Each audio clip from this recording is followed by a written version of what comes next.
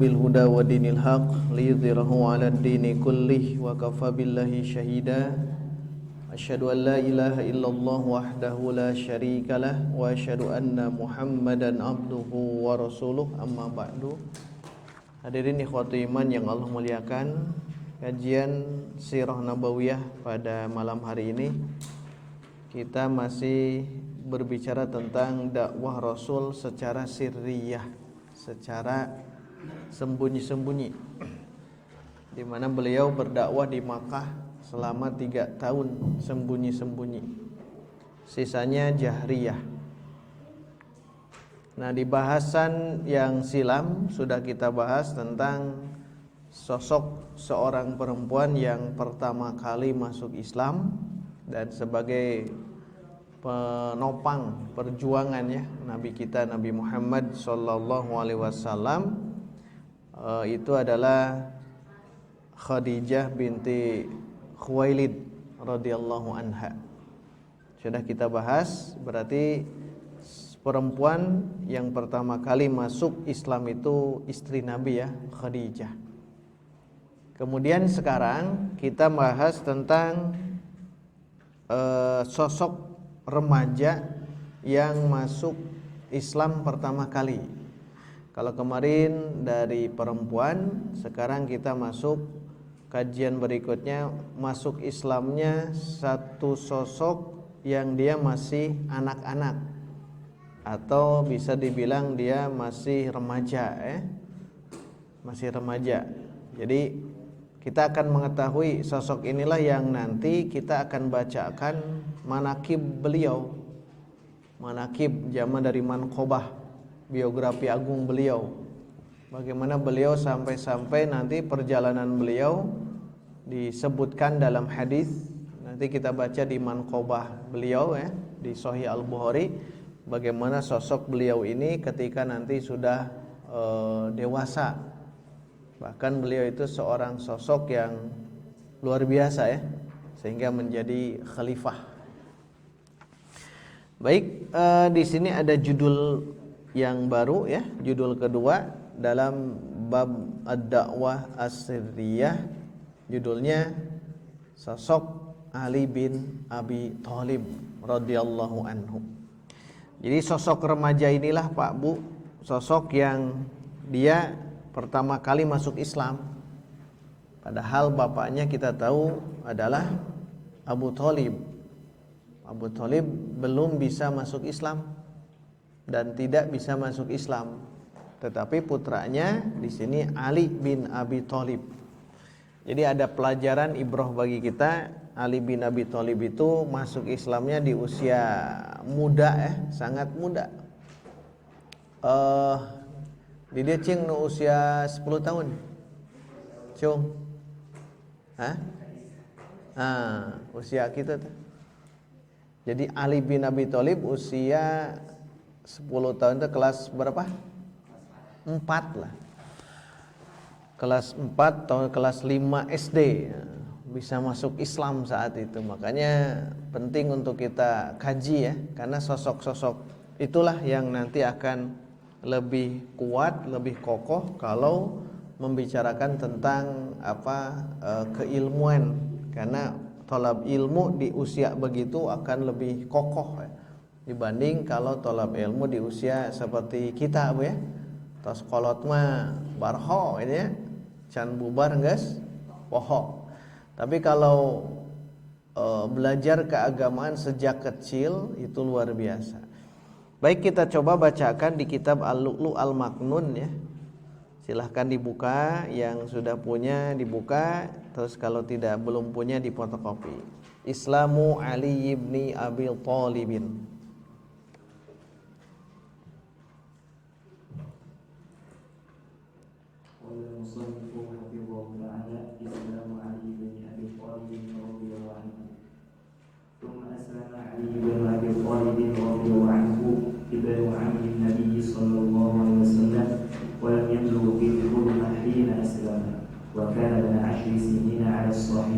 Jadi di sini masuk Islamnya Ali bin Abi Thalib. Lihat di bawah di catatan kaki, qala Al-Hafidh Ibnu Hajar fi Fathul Bari di juz ke-7 halaman 566, al-asahhu fi sinni aliyin hina mab'athi kana asyra sinin. Ya, kemudian di sini jelaskan, lalu setelah Khadijah masuk Islamlah Ali bin Abi Thalib, ibnu ammi Nabi, putra paman Nabi, berarti sepupu ya. Putra paman Nabi. Paman Nabi di sini adalah Abu Thalib. Karena Abu Thalib itu kakaknya Abdullah. Kakaknya ayahanda Nabi ya. Ayahanda Nabi Abdullah punya kakak diantaranya itu adalah Abu Thalib, putra Abu Thalib, putra Uwa bu, iya mah, putra Uwa itu, putra Uwa Nabi itu adalah Ali bin Abi Thalib. Nah, jadi sosok Abu Thalib inilah atau Ali bin Abi Thalib inilah yang masuk Islam. Dan walam yablugh al-huluma hina aslama, ketika beliau masuk Islam belum mimpi, belum balik. Tetapi kata beliau usia 10 tahun beliau masuk Islam ala sahih, berdasarkan pendapat yang sahih. Jadi berdasarkan pendapat yang sahih itu usianya 10 tahun. Ya, kata Ibnu Hajar di sini ya. Yang lebih pasnya itu usia 10 tahun. Nanti bisa dilihat juga di kitab Al-Isobah karya Ibnu Hajar juga. Al-Isobah fi Tamyizis Sahabah, biografi yang agung sosok beliau ya. Itu yang pertama. Jadi kapan usia Ali bin Abi Thalib masuk Islam? Usianya menurut pendapat yang sahih adalah 10 tahun. Kalau nisbahkan ke zaman kita, usia 4 SD itu sudah masuk Islam. Berarti sosok remaja yang pertama kali masuk Islam beliau. Istamir.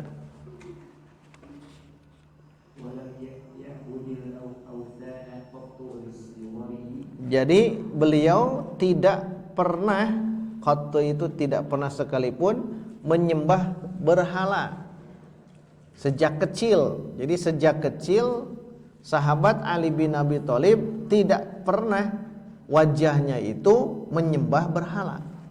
Oleh Allah dimuliakan. Maka ada yang mengungkapkan ketika mendoakan Ali, karramahullahu wajhah. Karramahullahu wajhah itu semoga Allah memuliakan wajahnya, karena memang sahabat Ali itu tidak pernah menyembah berhala. Beda dengan sahabat-sahabat yang lain ya. Sahabat-sahabat yang lain pernah menyembah berhala. Umar itu pernah menyembah berhala. Itu Istamir.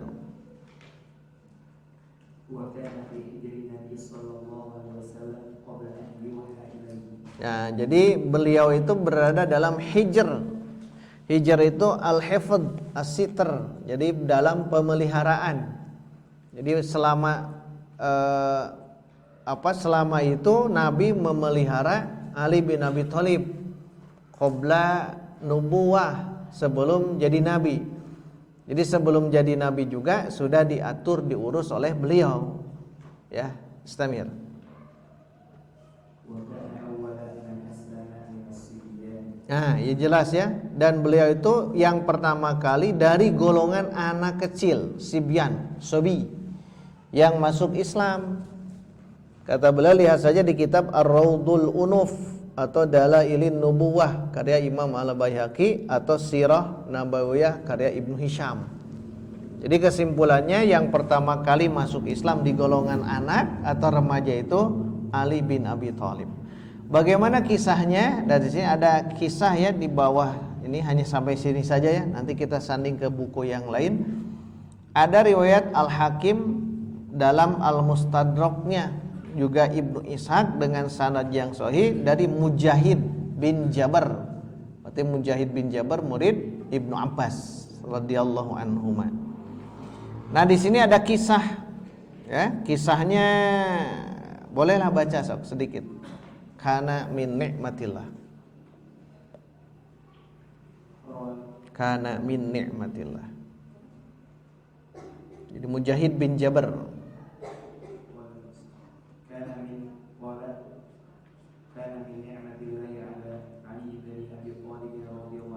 Nah, ini adalah merupakan nikmat dari Allah terhadap Ali bin Abi Thalib, kata Mujahid. Istamid. Wa mimma sanallahu lahu wa aradahu bihi min al-khair. Dan ini sudah disiapkan oleh Allah. Allah menginginkan kebaikan bagi sosok Ali bin Abi Thalib. Anna Quraisyan asabathum azmatun syadidatun. Pernah di Quraisy itu terjadi paceklik ya. Di urang masih gak aina tah teu bisa naon ya, kerja sulit dan sebagainya, berada dalam paceklik, berada dalam kesulitan ekonomi di saat itu bangsa Quraisy. Dan kita tahu Abu Thalib itu banyak tanggungannya. Istamir. Wa kana Abu Thalib min ayali katsir. Nah, Abu Thalib itu punya keluarga yang besar. Tetapi Allah takdirkan beliau belum termasuk orang yang kaya. Tetapi tanggungannya banyak. Yang akhirnya Istamir. Faqala Rasulullah sallallahu alaihi wasallam li ammi al-Abbas. Akhirnya Rasul berkata kepada pamannya Al-Abbas. Jadi Abdullah bapak Nabi ya, terus Abu Thalib, terus Abbas. Abbas itu ya kakak beradik dengan Abu Thalib. Termasuk nanti Abdul Uzza, yaitu Abu Lahab. Abu Lahab pernah kita jelaskan di pertemuan kemarin. Abu Lahab itu masih reng-rengan paman-paman Nabi. Nah, sekarang di sini kisahnya Rasul menemui siapa? Al-Abbas, Abbas bin Abdul Muttalib. Karena Abu Thalib juga bin Abdul Muttalib, satu kakek semuanya. Datanglah ke Al-Abbas. Kenapa? Ternyata ini Al-Abbas itu diantara keluarga Hashimiyah. Karena bin Abdul Muttalib bin Hashim. Abdullah Muhammad bin Abdullah bin Abdul Muttalib bin Hashim. Nah, diantara keluarga Hashimiyah yang lebih mudah untuk dibawa ajak kompromi itu diantara Al-Abbas. Al-Abbas bin Abdul Muttalib. Nanti punya putra namanya Abdullah dan Al-Fadl, itu yang terkenal. Abdullah bin Abbas sering kita kenal Ibnu Abbas. Berarti Mujahid itu meriwayatkan dari Ibnu Abbas. Ibnu Abbas tahunya ya dari bapaknya tentang kisah yang ini. Nanti Al-Fadl kakaknya ya. Al-Fadl bin Abbas sama ya. Tapi yang masyhur itu Abdullah bin Abbas, yaitu Ibnu Abbas, sering disebut Ibnu Abbas. Istamir. Ya Abul Fadli. Nah, Fadl itu di sini. Ya Abul Fadli, wahai Abul Fadl, maksudnya ke Al-Abbas. Karena nama putra diantaranya Al-Fadl. Istamir. Inna akhuka Abu Thalib katsirul ayyam. Nah, dijelaskan. Wahai paman, sesungguhnya saudaramu itu yaitu Abu Thalib banyak tanggungan.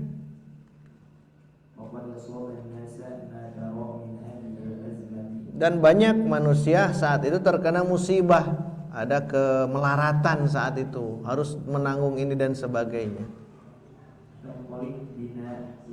Maka mari kita keluar, bergegas menuju kepada Abu Thalib. Kita akan ringankan tanggungan keluarga Abu Thalib. Nah, kebiasaan Nabi begitu ya. Kebiasaan Nabi itu sering mengajak untuk kebaikan, mengajak untuk memberikan solusi kepada orang lain, bukan mengeruhkan masalah. Tapi Nabi itu memberikan tanggungan atau meringankan tanggungan orang lain, termasuk yang ini. Bahkan Nabi kita kan punya sifat ini sejak muda itu. Sejak masa muda, sejak masa remaja, mungkin sejak kecil Nabi punya sifat yang ini.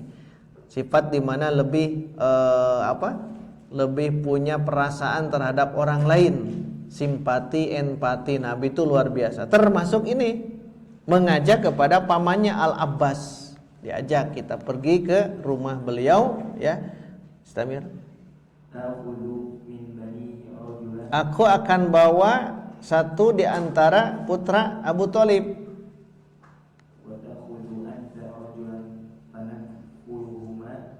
dan engkau nanti juga akan bawa satu anak dari Abu Thalib. Jadi seorang Nabi teh, saya akan bawa seorang dari paman, yaitu dari paman Abu Thalib anaknya, dan engkau pun juga akan bawa biar meringankan beban. Zaman kiwari tah ibrohnya zaman kiwari. Harusnya kan saling menguatkan, saling memberikan solusi, sebab yang kerja sudah tidak, kan gitu harusnya. Tapi mungkin wallahu alam ya, karena mungkin banyak orang yang tidak peduli hidup nate masing-masing, tidak mempedulikan yang lain itu. Makanya andaikan umat Islam itu kuat dalam zakatnya, makmur insyaallah ya. Zakat itu baik zakat perdagangan, zakat pertanian, peternakan, zakat mal, zakat yang lain, atau infak profesi. Itu kan kalau digalang dana itu luar biasa. Kebutuhan umat Islam insya Allah tercukupi dengan zakat saja. Kan di orang teh masih sadar zakat teh masih zakat fitri. Setahun sekali di waktu akhir Ramadan eta we hungkul, dan itu terbagi semuanya. Itu zakatul fitri. Komo zakat yang lain, tapi belum ada sadar di kita itu ya. Harus ada kesadaran terhadap berzakat. Kalau sadar berzakat, nanti sadar berinfak, bersedekah, berwakaf. Pelajaran bagi kita. Baik, setelah itu engkau bawa satu anak, aku pun bawa satu anak, dan kita akan tanggung mereka berdua. Istamir. Nah, dibalas oleh Al-Abbas, baiklah kalau begitu. Maka mereka berdua menuju ke rumah dan bertemu dengan Abu Thalib.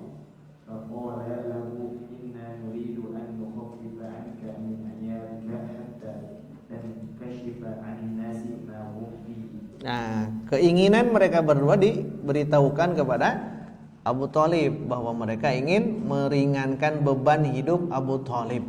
Abu Thalib itu kan yang mengajar atau yang mengurus Nabi setelah siapa yang meninggal? Kakeknya Abdul Muthalib meninggal, yang mengurus Nabi itu justru Abu Thalib. Abu Thalib terus gitu dalam rumah tangga beliau itu ya, karena memang begitulah ujian-ujiannya. Abu Thalib qadarullah tidak kaya di antara paman-paman yang lain. Paman-paman yang lain tak Abdul Uzza itu beunghar. Abdul Uzza teh Abu saha eta teh? Abu Lahab beunghar, tapi ma'agna anhu maluhu wa mal, hartanya tidak ada guna untuk menghalangi dakwah Nabi. Nah, Abu Thalib yang ini, Abu Thalib itu orang yang miskin di antara paman-pamannya. Tetapi kan beliau mengurus Nabi kan, diurus Nabi. Setelah Nabi beranjak dewasa, menikah dengan Khadijah, kemudian punya keturunan dan punya kelebihan, akhirnya mulang tarima membahasa orang nama. Akhirnya dengan Al-Abbas sebagai kakaknya Abu Thalib datang ke rumahnya dan dibicarakan. Bagaimana tanggapan Abu Thalib?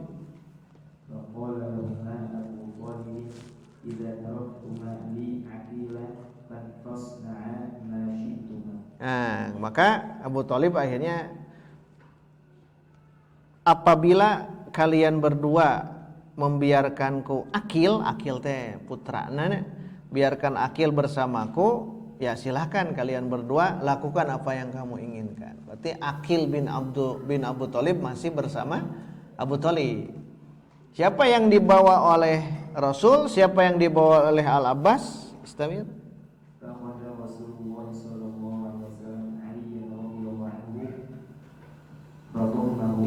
Nah, ternyata yang dibawa oleh Nabi itu adalah Ali itu. Ini kisahnya.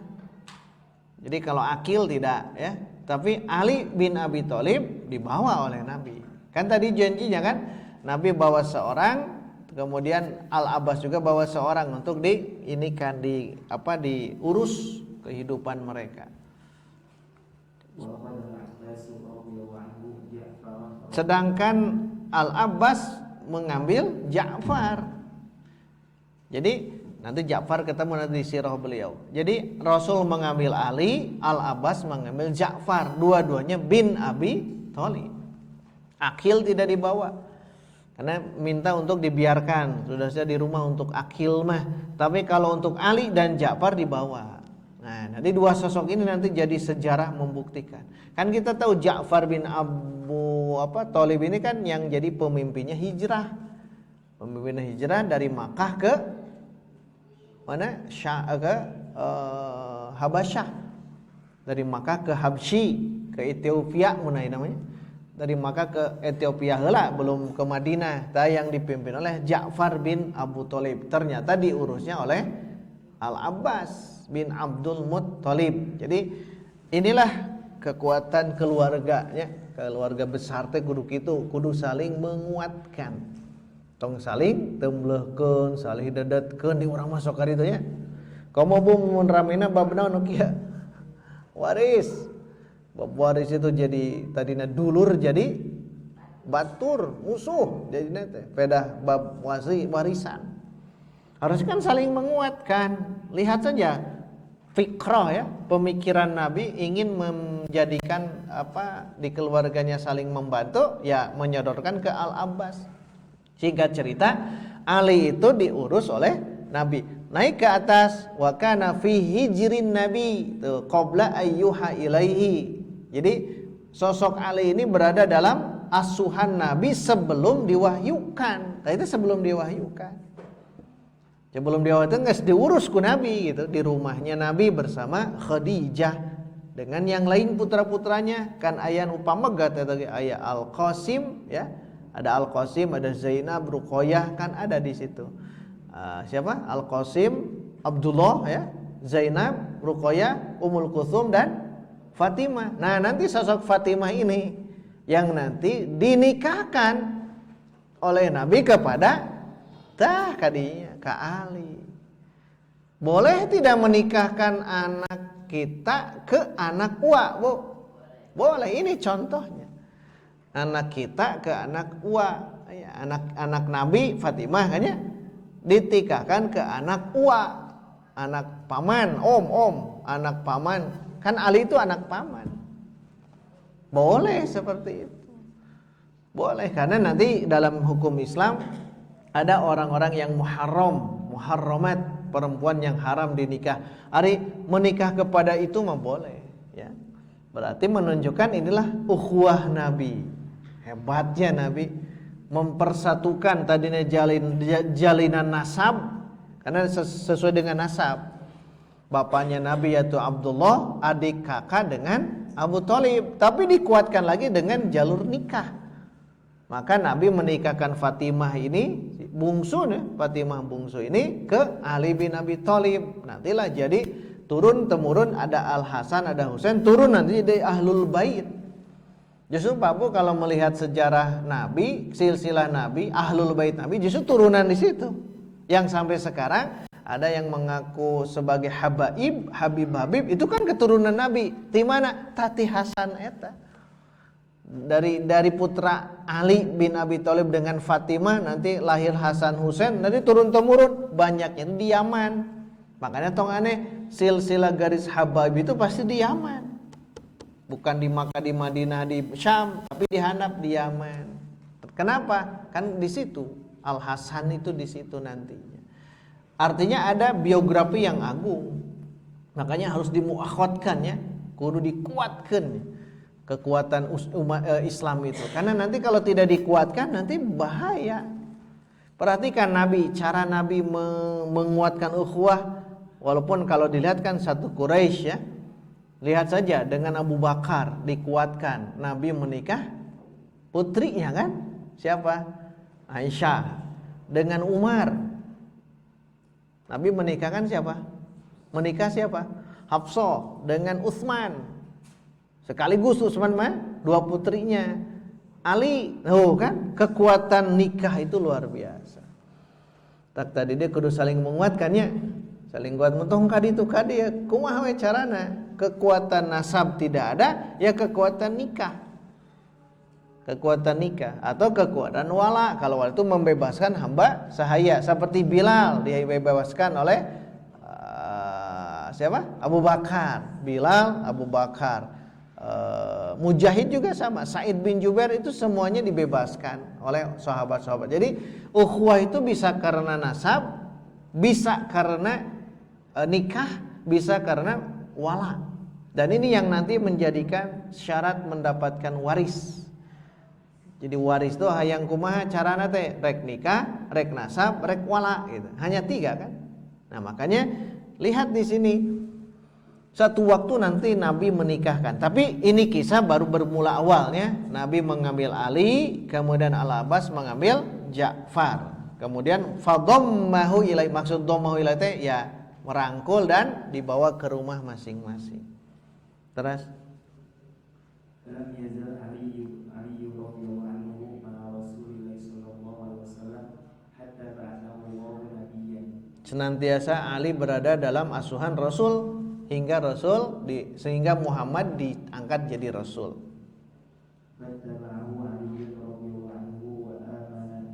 Tadi dia ya. Dan Ali mengikuti selalu ke Nabi. Ngicik ya. Ngicik gitu. Ngicik Bu. Jadi nutur-nutur kudu kitunya, nutur-nutur mah ka ulama. Mun bade nutur-nutur ka ulama, lamun ka umaro bisa menjilat. Ke ulama saja tutur-tutur. Nanti akan kasimbehan dengan ulama itu. Kape cerita.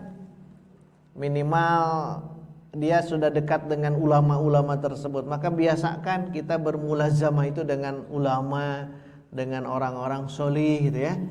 Ali itu terus mengikuti Nabi. Itu bahasanya begitu. Wa amana bihi, dan akhirnya beriman. Kan tadi sebelum jadi Nabi ngikut ke Nabi gitu. Dan Nabi juga ingat dulu ketika masih kecil ikut dengan Abu Thalib. Jadi subhanallahnya, jadi mulang tarima teh gitu. Kita dulu pernah dibantu oleh seseorang. Ingat, kita bantu lagi kalau sudah bantu seseorang itu. Kalau tidak ada seseorang itu, tidak ada keturunannya, itu dibiasakan. Dan Nabi lihat saja, fattaba'ahu Aliyun, diikuti terus oleh Ali, wa amana bihi, akhirnya beriman, wa saddaqahu, dan membenarkan, dan itu di usia 10 tahun. Di sejarah tidak jelaskannya usia sabaraha ya Ali teh. Nganu jelas mah di bawah 10 tahun gitu.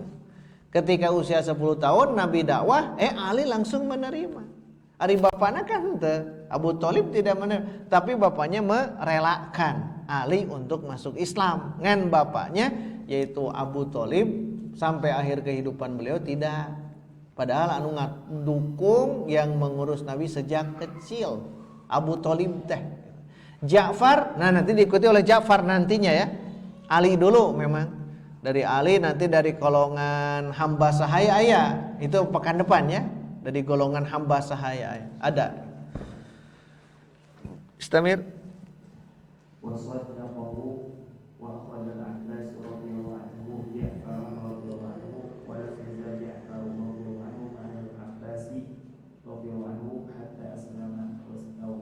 Begitupun Ja'far ya. Satu waktu Ja'far masuk Islam. Jadi putra-putra siapa? Abu Thalib itu masuk Islam. Ngan bapak nawe qadarullah tidak Nah begitu di kitab Lu'lu' Maknun. Sampai situ ya. Di halaman berikutnya membahas tentang kisah yang lain di mana orang hamba sahaya yang masuk Islam itu nanti dibahas karena itu unik juga untuk pembahasan. Baik, sekarang kita bacakan lagi di kisah kitab yang lain di Sahih Bukhari yang ini ya. Biar yakin ini kisahnya memang sahih. Bagaimana perjalanan Ali bin Abi Thalib secara ringkas menurut ini ya, menurut Sahih Al-Bukhari di kitab Fadailus Sahabah, keutamaan para sahabah. Nanti kalau di kitab Fadailus Sahabah Sahih Bukhari nanti ada manakib bahasa. Manakib itu manqobah, biografi agung, manakib Abu Bakar, Umar, Utsman, Ali. Nah, di sini pas bab manakib Ali bin Abi Thalib. Babnya ya, yang nomor 9. Saya bacakan. Bab manakib Ali bin Abi Thalib Al-Quraisy Al-Hashimi. Ya, Quraisy tang Quraisy, Al-Hashimi Hashim. Jadi uyut nanti kan Hashimiyah. Dikenal Abul Hasan kunyahnya itu Abul Hasan. Kunyah itu nama, kalau sudah menikah berubah nanti ada tambahan Abul Hasan. Kalau belum nama asli. Kalau belum nama asli, kalau sudah nikah Abu atau Ummu itu. Itu kunyah namanya. Kunyah itu ada kata Abu dan ada Ummu. Ya, Abu. Ini Abul Hasan karena Al Hasan dan Al Husain, Hasan Husain. Kakaknya itu Hasan, adiknya itu Husain. Di sini dijelaskan qala Nabi sallallahu alaihi wasallam li Aliin anta minni wa ana minka. Tuh di awal sudah jelas. Anta minni kata Nabi, engkau wahai Ali bagian dariku, wa ana minka dan aku pun bagian darimu. Mantapnya bahasa ini, anta minni wa ana minka. Jadi saling keterhubungan. Anta minni, engkau bagian dariku, wa ana minka dan aku, sabda Nabi, bagian darimu. Nabi kepada Ali. Dan sampai Nabi meninggal pun ridho dengan bahasa yang tadi. Nah, digejilikan heula karena hadis terakhirnya di hadis 3697, hadis terakhir di nama Manaqib ini. Awalnya 3692. Tapi pasnya ke sini dulu. Ketika itu Nabi, ini pakai sanad ya, tapi saya hilangkan. Nabi bersabda kepada Ali. Kata Nabi, sabda Nabi bertanya kepada Ali, "Ama tardo an takuna minni bimanzilati Harun min Musa." Diberikan tamsil ya, perumpamaan. Ama tardo, apakah engkau ridho wahai Ali, an takuna minni, anda seperti aku itu, bimanzilati Harun wa Musa, seperti kedudukan Harun dan Musa. Jadi Nabi diibaratkan Musa, Ali diibaratkan Harun, bimanzilati Harun wa Musa. Artinya apa? Berarti ada manqobah, ada kedudukan apa? Ali bin Abi Thalib yang luar biasa. Nu tadi mah langsung anta minni wa ana minka. Yang ini diibaratkan bimanzilati Harun min Musa.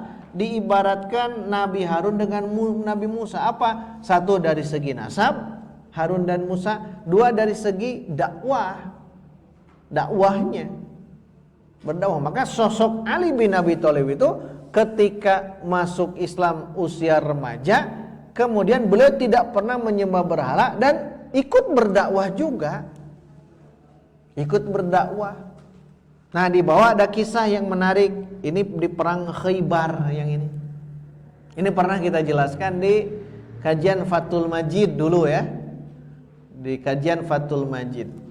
Kita ringkaskan bahwa Rasul bersabda begini, la'u'tiyanna rayata ghadan. Aku akan berikan bendera ini godan besok, rojulan kepada seseorang. Tapi ditambahkan naatnya ya, yaftahullahu ala yadaihi. Allah akan memberikan kemenangan di tangan orang tersebut. Wah, semangat ya di malam hari ya. Besok kita akan berikan bendera ini, perang Khaybar saat itu, kepada seseorang, di mana seseorang itu Allah akan berikan kemenangan. Semangat gitu ya. Sahabat akhirnya kata ini dari Sahal bin Sa'ad ya. Kata Sahal bin Sa'ad, orang-orang pun akhirnya ikut bermalam, tapi yadukuna lailatihim. Ya lailatahum. Jadi berpikir, mungkin berdiskusi, saha ayyuhum yu'toha, siapa di antara mereka yang akan diberi bendera itu. Ini kan berarti manqobah kena. Manqobah ka Ali kenanya. Singkat cerita, ketika pagi hari mereka pun bergegas menuju Rasulullah, semuanya berharap, semuanya. Kata Sa'ad bin Sahal bin Sa'ad. Semuanya menuju Nabi dan berharap ingin mendapatkan royah, bendera itu. Maka Nabi ketika melihat para sahabat berkumpul pada hayang. Di hadis yang lainnya Umar yang tadinya tidak ingin kedudukan jabatan, waktu itu menginginkan. Di hadis yang lain di Bukhari tidak menginginkan jabatan itu. Umar. Kenapa bahasa Nabi yang tadi ya? Apa tadi itu? yaftahullahu ala yadaihi, Allah akan menangkan pertempuran itu di tangan orang yang memegang bendera ini. Kalau di hadis berikutnya yuhibbuhullahu wa rasuluh gitu. Tadi mah Allah memberikan kemenangan, kalau yang ini yuhibbuhullahu wa rasuluh atau yuhibbullaha wa rasulah. Dicintai oleh Allah dan Rasulnya orang yang ini. Makanya semangat sahabat. Perang padahal adanya. Kembali bahasan dulu tentang apa? Qawaid Qur'aniyah itu. Bab perangnya. Wa asa an takrahu syai'aw wa huwa khairul lakum. Apa yang kalian benci, mudah-mudahan yang terbaik. Kan perang tadi dibenci oleh kita. Tapi mudah-mudahan jadi yang terbaik. Ini pun sama ya. Allah mencintai, Rasul cintai orang tersebut, maka semangat semuanya.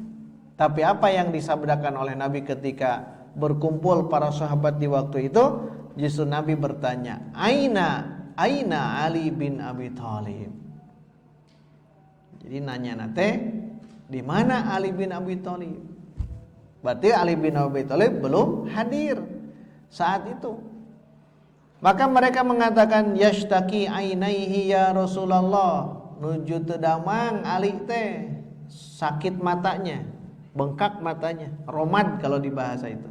Romad itu dalam tib nabawi kan penyakit di mana berhubungan dengan mata dan matanya memerah, bengkak, eta teh romad. Mun urang naon eta teh, Bu? Ya pokoknya nama bengkak lah ya. Sakit mata. Lalu Nabi bersabda, panggillah kepadaku, datangkan kepadaku. Singkat cerita, hadir. Nah, ketika datang, basoko fi ainaihi wa da'alahu. Basoko itu meludah. Lalu Nabi meludah dengan air ludahnya ke dua bola mata Ali bin Abi Thalib. Nah, mun dia kade ulah. Tapi itu jadi amalan. Di Bandung kalau tidak salah ya, di Cibaduyutnya pamit salah mah, atau di tempat mana itu pengobatan mata dengan cara dijilat, diletakkan pengobatan katarak minus plus silinder ya, diletakkan sih kana ngamalkeun ieu nya. Ada yang sembuh, ada yang tidak. Tapi ini kan mujizat nu ieu mah. Nabi itu kan makanan terjaga, minuman terjaga. Ari urang kan tidak terjaga, beda gitu ya. Tapi walaupun nanti akan ada orang yang menelaah ke sini, tetap apa hubungan air ludah dengan penyembuhan romad itu. Nanti oleh para praktisi itu akan ketemu biasanya. Nah, kemudian berdoa dan akhirnya fabaro'a tuh. Sembuhnya lihat hatta ka'allam yakun bihi waja'un, seolah-olah tidak pernah sakit. Jadi sebelumnya sehat, kemudian sakit, setelah diludah oleh Nabi, sehatnya luar biasa gitu. Mun sigana lamun mun matana plus atau silinder langsung normal gitu. Padahal sebelumnya itu. Jadi sehatnya luar biasa. Ini bagian dari min alamatin nubuwah. Di antara tanda kenabian adalah kemujizatan yang ini. Singkat cerita, diberikanlah fa'atahur rayah. Ada yang mengatakan fa'u'tiya, memberi langsung Nabi, ada yang oleh sahabat diberikan kepada yang lain. Singkat cerita, intinya sahabat Ali bin Abi Thalib mempunyai peranan yang penting di saat perang ini. Sampai-sampai bendera ini diberikan kepada Ali bin Abi Thalib. Berarti manqobah, manakib Ali itu luar biasa. Singkat cerita, dah beres, menang inti namanya, menang.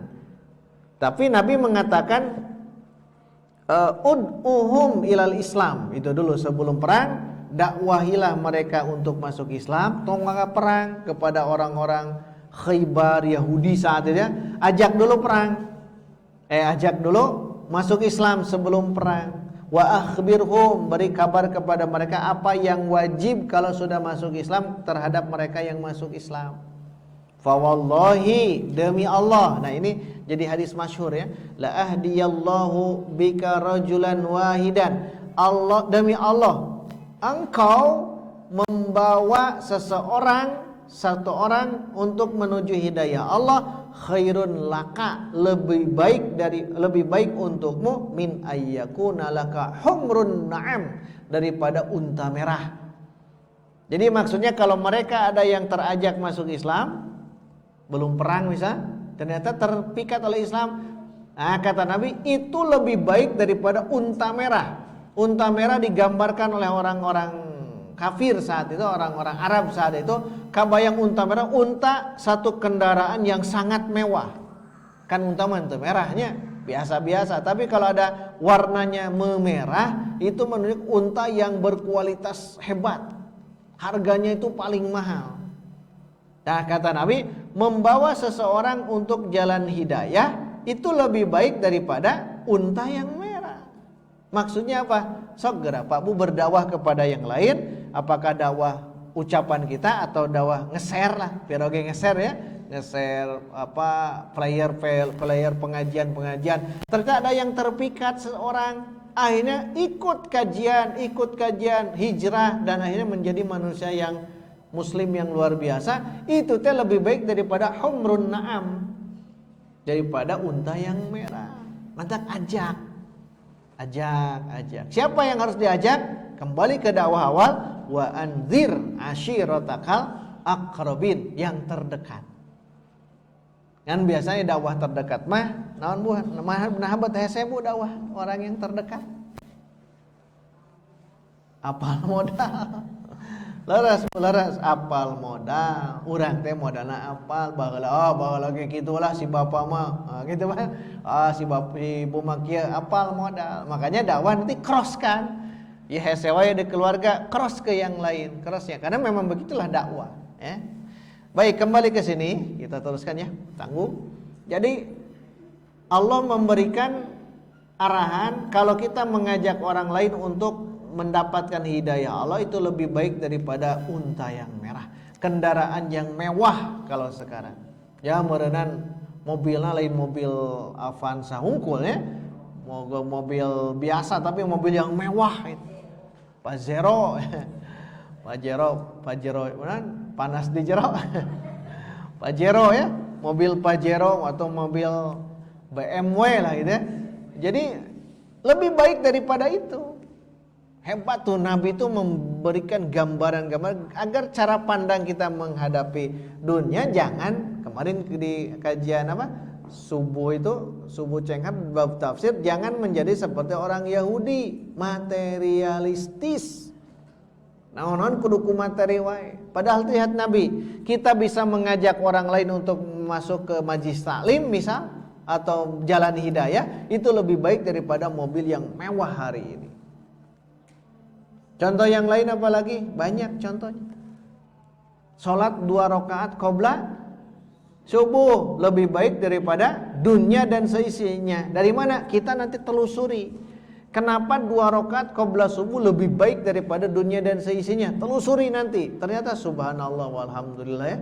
Cara pandang Nabi itu bukan lagi pidunyaeun gitu, tapi parat natrat nepikeun ke akhirat Nabi itu. Makanya cara pandangnya nanti beda. Matanya sama, tapi cara pandang yang berbeda. Itu yang pertama manqabah beliau.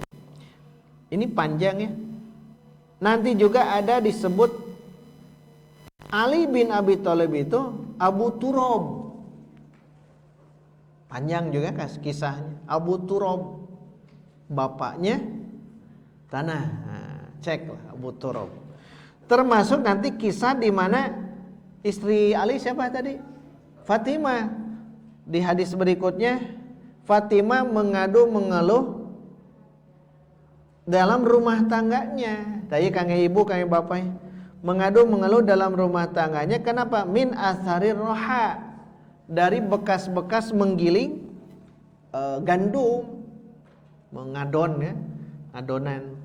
Jadi maksudnya rumah tangga Ali dengan Fatimah ya seperti ya itu tuh, seperti bapaknya Abu Thalib. Allah takdirkan tidak seperti Abdurrahman bin Auf gitu, tidak seperti Abu Bakar. Rumah tangganya itu ya ada sesuatu yang menurut kita ada miskin gitu. Kemudian datang kepada Nabi untuk mendapatkan yang bisa membantunya. Singkat cerita, ketika itulah Nabi mengajarkan, singkat cerita ya, kepada mereka berdua, ala makanikuma, berdiamlah di situ kalian berdua wahai Ali dan Fatimah. Lalu mereka berdua duduk bersama Nabi sampai akhirnya Nabi mengajarkan ala uallimukuma khairan mimma sa'altumani. Ingat, aku seorang Nabi akan ajarkan kepada kalian berdua yang lebih baik daripada kalian meminta yang tadi. Minta diringankan, minta pembantu, karena ada hamba sahaya kan ya. Dari perang-perang ada hamba sahaya, minta itu, Fatimah itu. Idza akhadtuma madaji'akuma, jika kalian berdua masuk ke peraduan tidur, ya, ke kasur, ya, ke kamar, tukabbira arba'an wa thalathina, kalian berdua ucapkan takbir Allahu Akbar 34 kali. Nah, ya jadi pelajaran Pak Bu. Allahu Akbar, Allahu Akbar, Allahu Akbar, Allahu Akbar sabaraha kali? 34 kali. Wa tusabbiha, dan kalian bertasbih subhanallah subhanallah 33 kali. Wa tahmada, dan kalian berdua bertahmid 33 kali.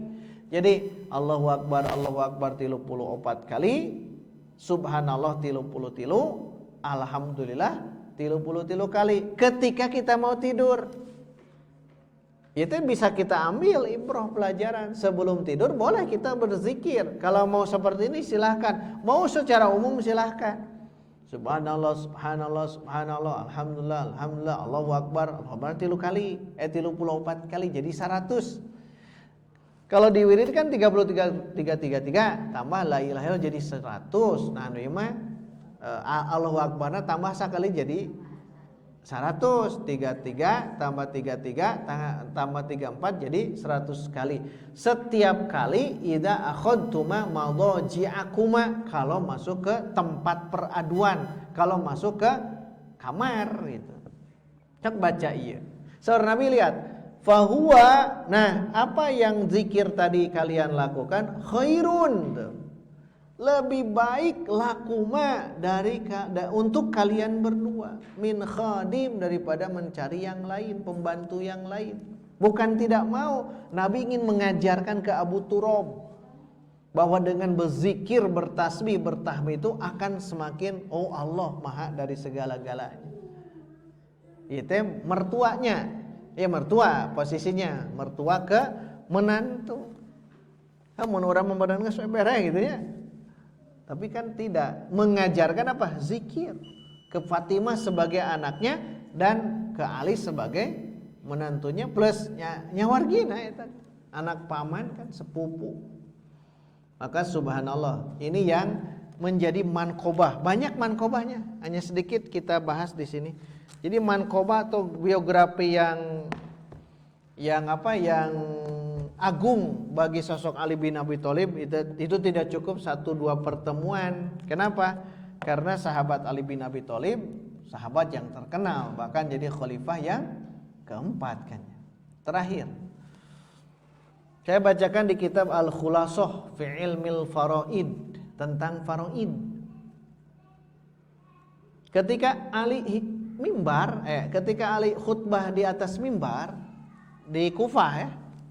Karena pernah pindah ke khalifahan dari Madinah ke Irak.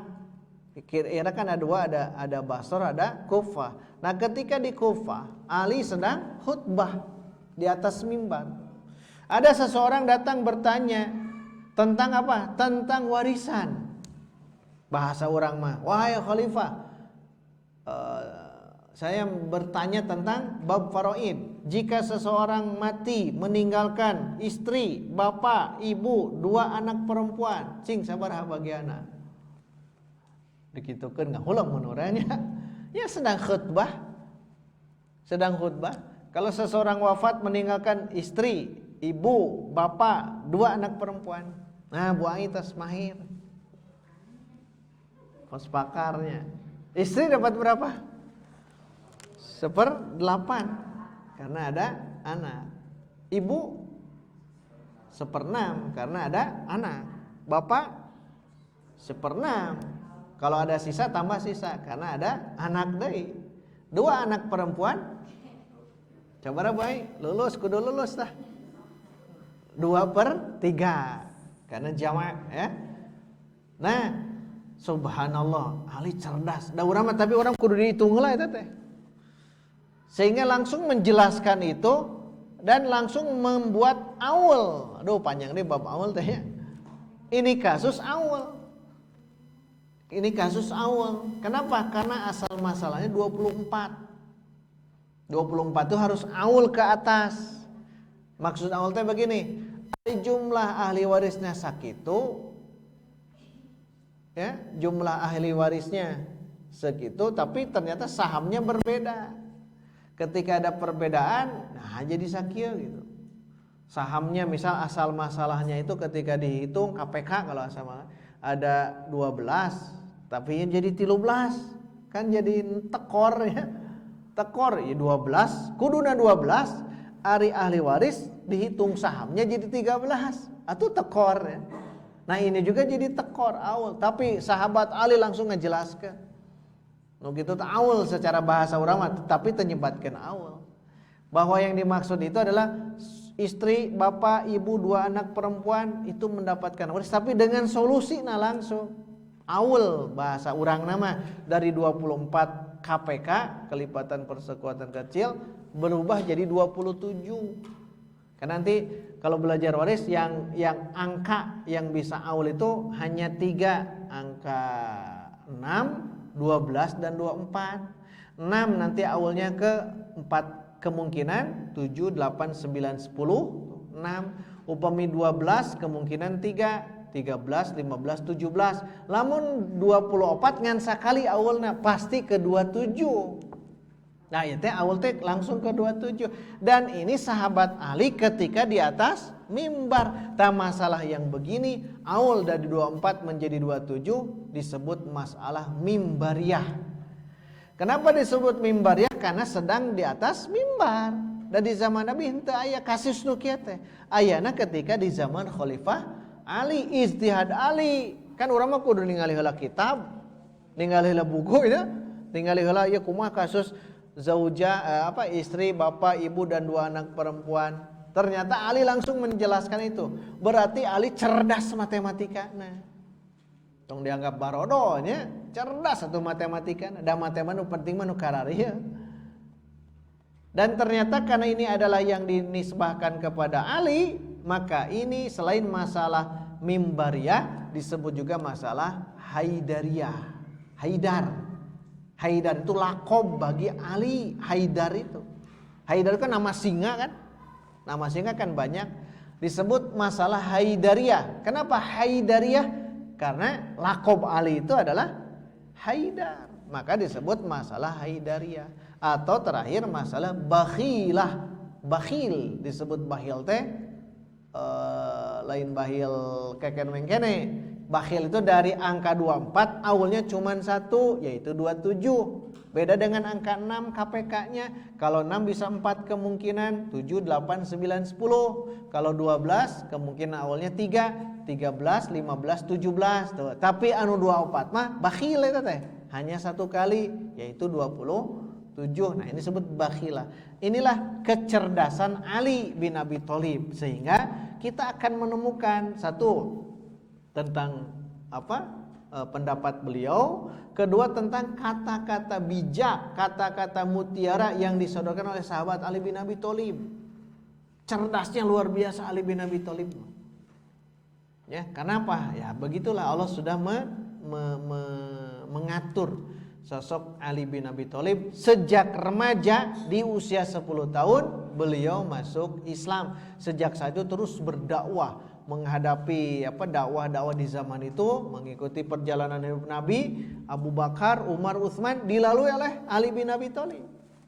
Makanya terjadi perang-perang berkecambuk saat itu kan banyak mengkritik kepada Khalifah Ali. Dibalikannya ku Ali teh. Heeh, cenah baheula mah yang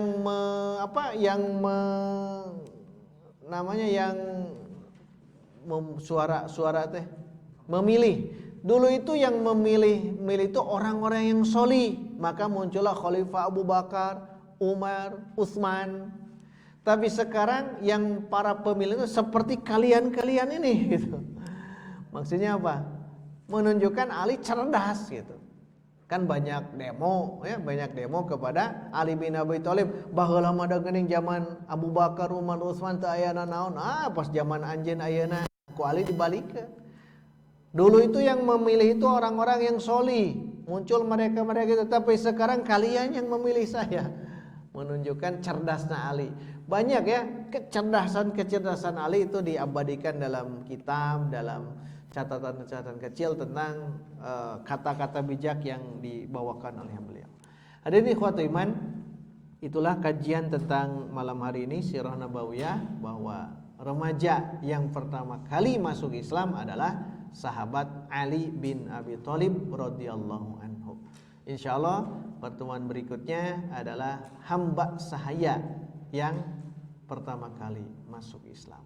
Aqulu qouli hadza wa astaghfirullah li wa lakum walhamdulillahirabbil alamin. Wassalamualaikum warahmatullahi wabarakatuh.